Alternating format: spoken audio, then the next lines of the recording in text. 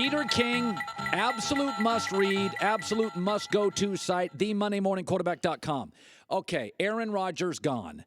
I don't think they have a lot to give other people to get a star quarterback. What's the solution here, Peter? What do you do if you're Green Bay? I mean, if I'm Green Bay, I at least place a phone call to Colin Kaepernick. And I don't say that you're coming in to take Brett Hundley's job. Brett Hundley has been in the system now for a long time. They've invested a lot of time and energy in him. He's the backup quarterback for a reason. I thought he was awful yesterday.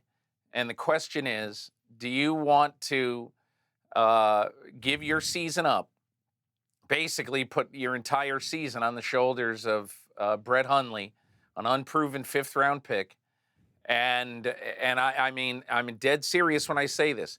He should get a very long leash. But if it's 3 or 4 weeks and he's awful, what are you going to do? Are you going to go to Joe Callahan from Wesley College in Dover, Delaware, who's never thrown an NFL pass? Would you do that at cornerback, at middle linebacker, or whatever? I mean, would you have this level of a surrender problem at this position? Yeah. Would you surrender? And so that's my big issue right now with this whole thing. I get the fact that they want Todd Hundley to be the guy.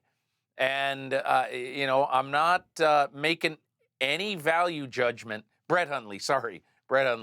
I'm not making any value judgment on what is going to happen with him. I'm just saying that, in my opinion, Colin Kaepernick would be an apt insurance policy. It could be that he'll come in and he won't be the kind of guy who the Packers want to have around. I don't know, but I certainly would look into it. Yeah, I mean, you can make an argument he's the best quarterback available. What you're basically saying is what Tony Gonzalez did, which is Chicago's got a rookie quarterback, Minnesota's got a good roster, but they're down to their third quarterback, and Detroit's Detroit. Tony Gonzalez said they're not going to win the Super Bowl.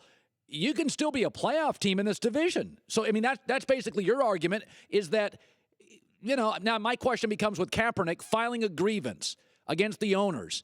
A lot of people may say, Peter, I'm out. But that, by the way, Green Bay does not have an owner. So they don't have this empirical owner at the top to say that. And I'm sure that the Packers aren't going to do this. It's just not a Ted Thompson thing. It's just not a Mike McCarthy thing, really. And honestly, Colin, I wrote that today in my column and having no expectation whatsoever that the Packers would do it. I'm just saying, if that were me, that's what I would do. And I absolutely, positively understand that there are going to be people burning their season tickets. Yeah. I get it. I understand. The big question is, I am charged with the responsibility, if I'm the general manager of the Green Bay Packers, with doing everything in my power to try to win football games. That's my job. Right. My job is not to worry about all this other stuff. And so it could be that all this other stuff will trump, no pun intended, all of this stuff that he could bring in. But I'm just telling you what I would do. And I don't know if I would do it, but I would say this to your argument, Peter. It is the only NFL franchise that has a collegiate fan base, which is they're just going to go to the games, period. Okay? So Green Bay, even though it may be conservative, I don't know what Wisconsin is, I could make the argument that Green Bay's the one NFL city where they won't burn their season tickets, where you've got an almost religious collegiate following, and you don't have this owner at the top. You can make an argument Green Bay's the perfect fit, right? I think you could, Colin, but I do think that there would be immense criticism of the team, of the franchise, and basically saying we're not going to stand for this. I think that a lot of people would give up their season tickets. Yeah, no, I think you're right. Okay, so I'm watching the Jets-Patriots, and it was, first of all, I was so wrong on the Jets. They play so hard. We all are. We all were. They outplayed New England for big stretches in that football game. Do you think the league is bothered by this catch, no catch thing? We get about 3 of these a year. What did you make of that moment? I think it was very hard, as both Mike Pereira and Dean Blandino said on Fox. I think it was very hard to look at that play and find definitive proof that Austin Seferian-Jenkins fumbled that ball away and that the catch should not be good.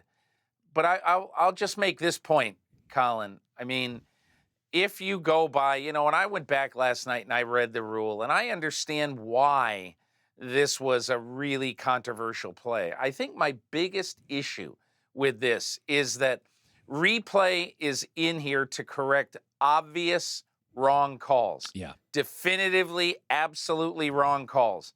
And if you can look at that play and say, absolutely, the ball was out, hit the ground, everything if you can say that, you are a better man than I, because I did not see it definitively. I completely agree. That's one I would struggle to overturn that call. Okay, so I'm going to ask in a second for your top 5 in the NFL. I've already seen it, and you have an interesting team in there. I made an argument the other day. I said for years and years you had The Daily Show. And The Daily Show was fine. Then Jon Stewart took it over, and it became culturally relevant. But you had all those smart writers for years and years. The Houston Texans or The Daily Show. They've had all this talent for years and years, and they just didn't have the right guy in the chair. And now they have Deshaun Watson. And it's Peter, I watch them, and I'm like, are there 3 teams better in the league than Houston right now? What do you make of Deshaun Watson? Well, you look at the way they're playing the last 4 weeks since he went to New England and dueled Tom Brady and lost. But, I mean, here's Deshaun Watson. I wrote this morning, this guy does everything right. He knows the right way to act. He finds the Warren Moon jersey and he wears it into the stadium for a big home game yesterday. He basically tells Bill O'Brien, yeah, I'll text with you all through my vacation, all through the time I'm off. Put a lot on my plate. I can deal with it. And Bill O'Brien, all through both of their vacations in the summer, he was quizzing them over text message over his encyclopedic playbook. And if you watch him play, Colin, there's a presence about him. Yes. Nothing shakes him. Nothing shakes him. He's confident but not cocky. And he's making all the right moves and all the right calls. I'll just say one other thing about it. It's pretty rare, underline rare, for a guy who was the 3rd quarterback picked, and a lot of teams didn't like him very much at all because they thought he had a huge level to jump to from Clemson to Bill O'Brien.